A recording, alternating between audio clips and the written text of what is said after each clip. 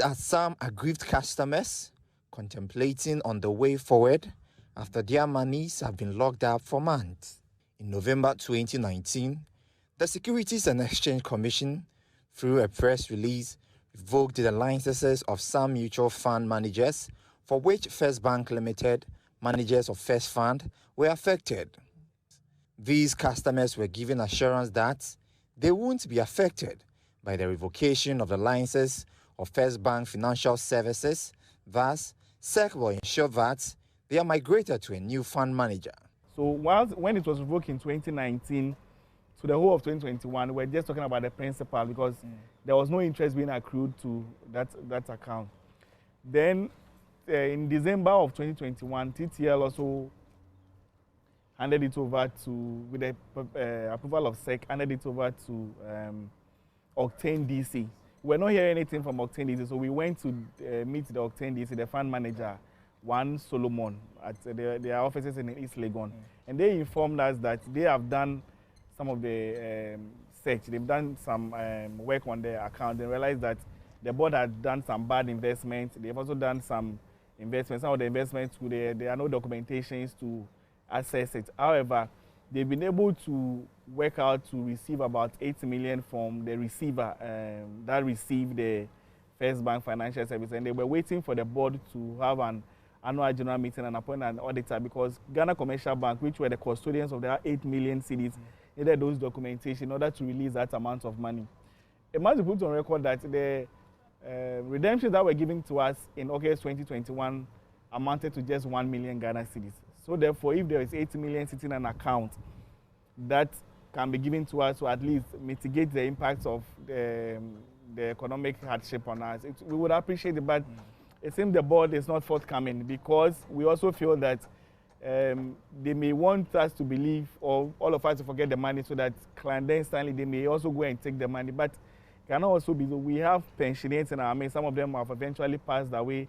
In our last press conference that we did in 2021 in TTL office, some of the pensioners indicated that they couldn't even buy drugs. And these are monies they've invested to recoup their interest during their pensions. So if they cannot get access to this money, then we are just sending them to their early graves. So that has been the genesis of our problem. In the last quarter of 2020, TTL Limited was appointed fund manager for First Fund.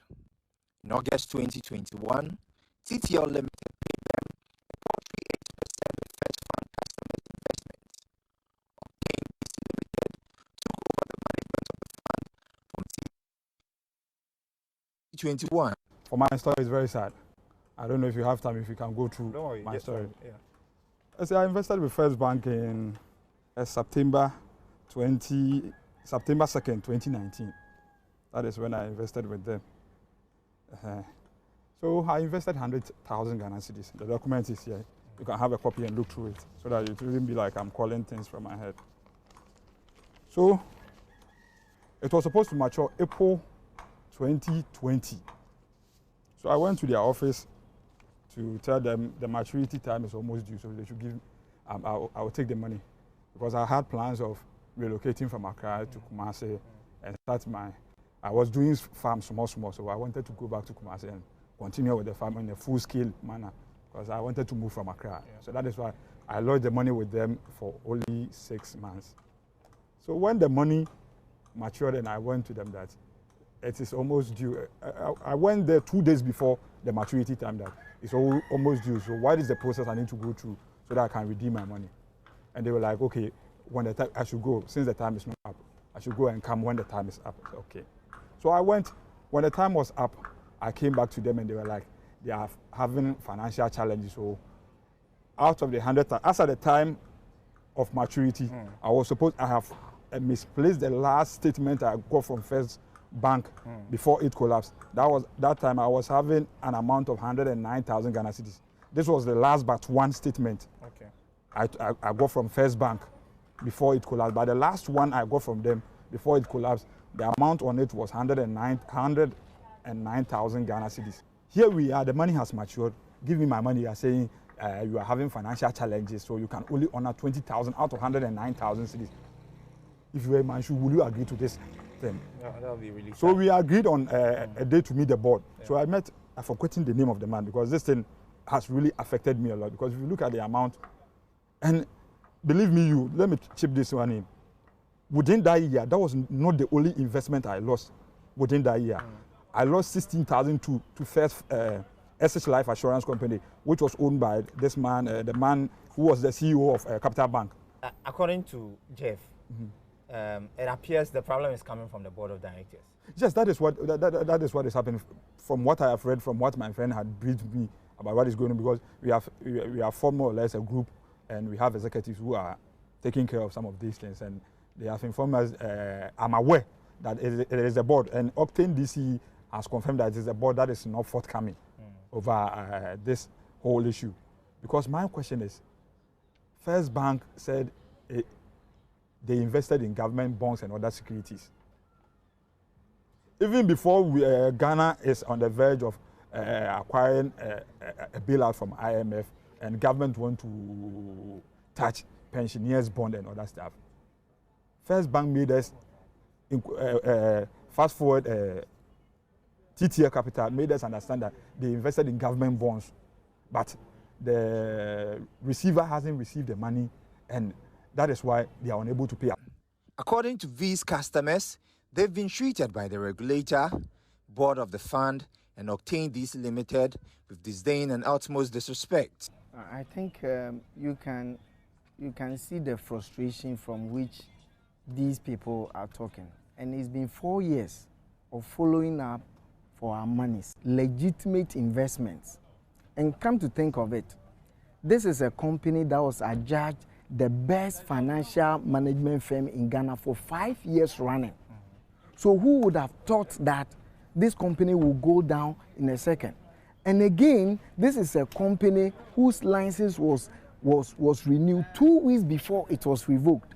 So we had a lot of confidence that we're dealing with, a legally registered company. So we never had any doubt that we're dealing with a company who were doing something untoward. And even if they were doing anything untoward, who is to know? It's the regulator. And so there are a lot of frustrations. There are some who don't know. And I want to thank Joy News, because ever since this issue came out, you have always been on our side to give us the opportunity to be heard. I think the regulator can do a lot more. When this issue broke out in 2018 ending, one of the issues that we found out from the regulator was that one of the reasons that we have gotten to where we are is because they are understaffed. We were told that their total staff is 65, including cleaners. And so they were not able to do the necessary, the follow-up that they need to do. And so companies were there and investing in commercial beyond the threshold that they are supposed. So that is one of the reasons why we are where we are. And so what we expect from our regulator, led by Reverend Ogbami, is that we have written to SEC severally.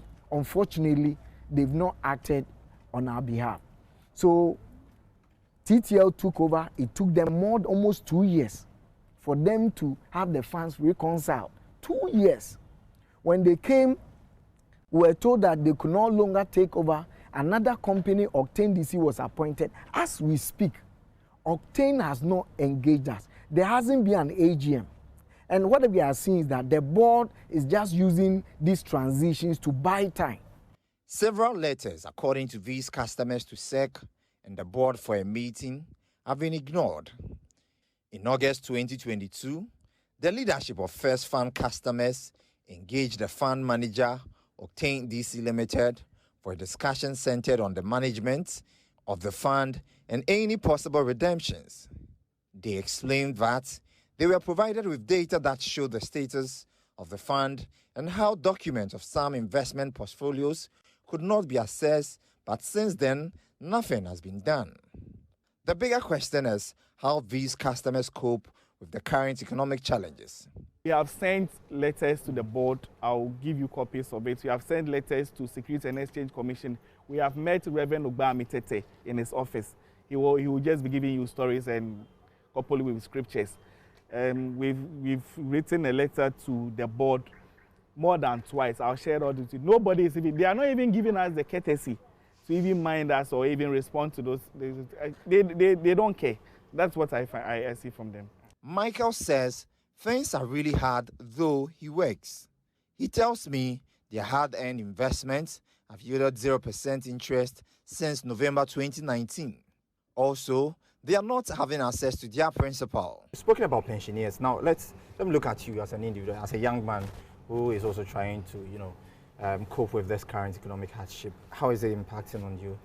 It has been very bad because I started with First Fund in 2013, and I was using the money to pay my school fees and then also my rent. So, in the height of COVID, they revoked the license in 2019. COVID came around in 2020. I had to pay 2 years rent.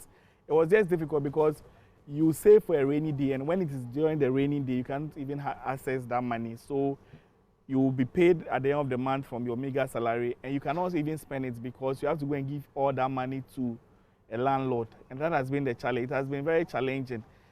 We intend publishing the images of the board of directors online. They owe us money. They have a fiduciary responsibility towards us. So if you are not forthcoming with them, we'll start sharing their images online. We've done investigation. We know where each and every one lives. We will also go and occupy their various homes, because if we cannot have peace in our homes, we will also make sure that you also don't have peace in your various homes. So these are some of the things. As for legal options, we are still exploring the legal options. We are still in almost in discussion with lawyer Martin Pegbu and other civil rights-based lawyers or human rights lawyers to see how far we can go. George is unable to access his over 100,000 Ghana cedis. I think that is the only way for, Ghana is a sovereign nation and it's a democratic country, managed with a constitution. So I think if the legal way is the way we can get our money, why not?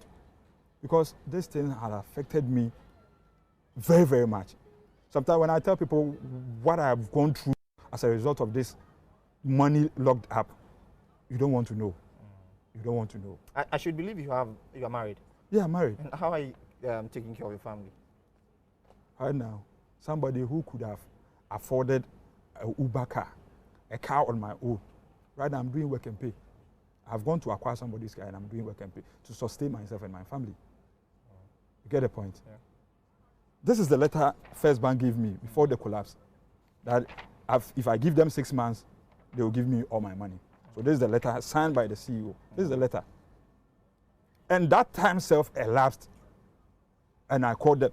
2 days for me to go and take my money.